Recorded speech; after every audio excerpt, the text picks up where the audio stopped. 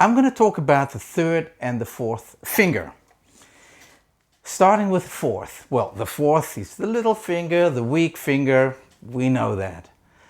But my teacher, I'm so happy with that teacher. He told me, train that fourth finger. Train it, train it, train it as good as you can. So the fourth finger is going to be just as strong as the first, second and third. Really, train it, train it. Only advantages you're going to get from that. Okay, so talking about the fourth finger, there's an unwritten rule I'm going to tell you, that if you stay on the same string, use the fourth finger. If you go to the next string, you can use the open string. What am I talking about? Well, let me show you. If I have to play this,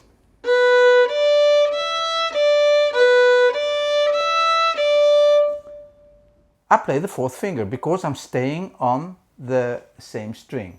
I'm talking about the note E, okay, in this example. What I see is this.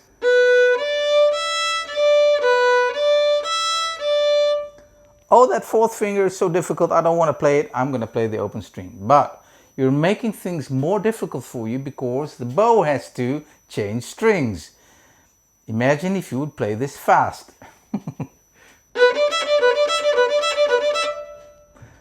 Instead of. Got it? So, advantages. Use the fourth finger if you stay on the same string. Okay, now if you go to the next string, if you go to the next string, you can use the open string.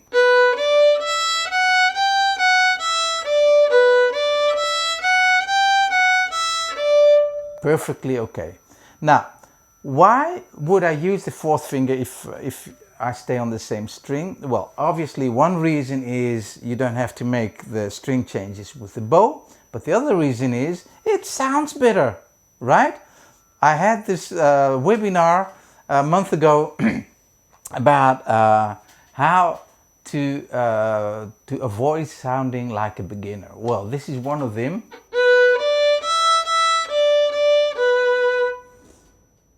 Or it sounds better when... Got it? Sounds better as well. It's easier if you train the fourth finger and it sounds better.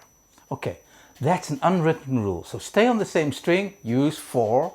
If you cannot use 4 yet, it doesn't reach the right position yet or something, train it. If you can't get it, put it far enough, if your reach is not far enough, it's just like yoga. Really, do stretch exercises. Just like yoga, and it's going to be there. It's going to be difficult at first, but if you train the fourth finger, nothing but advantages. It's going to make things so much easier, and it's going to sound better as well. Really. Okay, that being said, let's move on. The third finger. Okay. This is a difficult thing. I start off the method, like most methods, with this finger position. Got it? So the one high second finger and the third against it. Well, now here's the problem. The third finger against the second finger. Okay, I'm gonna give you a close up. Close up, okay. I'm going to give you a close-up. Pay good attention to this, because if you can see, my fingers, they are against each other. So I'm going to put it on the string. They are against each other. And this would sound like this. Get it? I had my fingers against each other, 2 and 3, and it's still sounding off. Well, if I would put my fingers round on the fingerboard, look at that gap here. Now I'm going to move that third against the second finger, but on the fingerboard. That's the difference.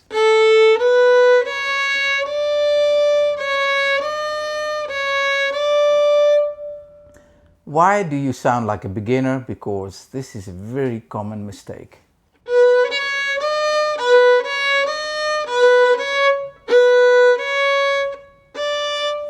So round fingers on the fingerboard, and this is going to enable you to really move the third tight, watertight, airtight against the second finger.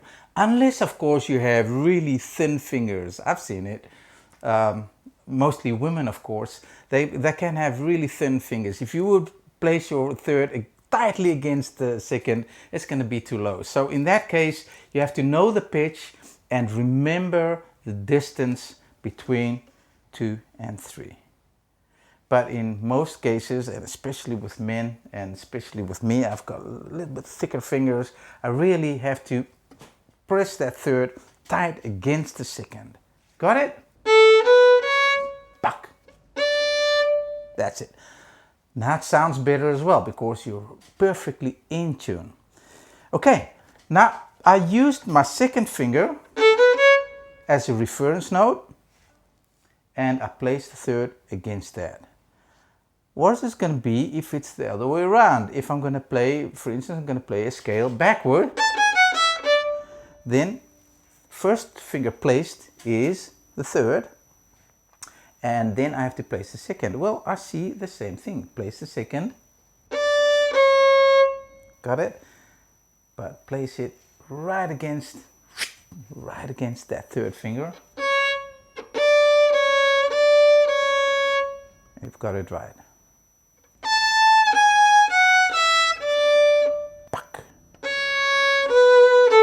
Got it? Third finger, second, third, place them against each other on the fingerboard, So no water can go, no air can go through here. Buck, buck, buck. Got it? Really, if you play the positions, it's going to be even closer. So, okay. That being said, third and fourth finger for now. So once again, I'm gonna really ask you to post videos of your progress. If you don't know how, well, I'm gonna tell you how. If I'm sitting here, then the camera should be there. And you should be seeing, I should be seeing this. I want to see your left hand like this and your bow like that. Then I can see if you're bowing straight, if the hand is right, and I can see what's happening here, if everything is right here, yeah? Post your video and you'll get your personal feedback. And absolutely essential, feedback is essential because I had the privilege, like a lot of professional, like every professional violinist, to have one-on-one weekly lessons. And every week I got told, my teachers saw what I was doing, telling me, you're not doing that right, you're standing wrong, your wrist is to this, you're to that. Getting corrected each week. And as a teacher, I'm doing the same with my one-on-one students. But I can't do that with you. If you follow YouTube lessons, you can't get feedback. No one's telling you how you're doing. You have to figure it out yourself and hope you're doing it right. Well, not with Creative Violin, not in this group, because you're getting personal feedback, even if you're not following the course. Right? So easy.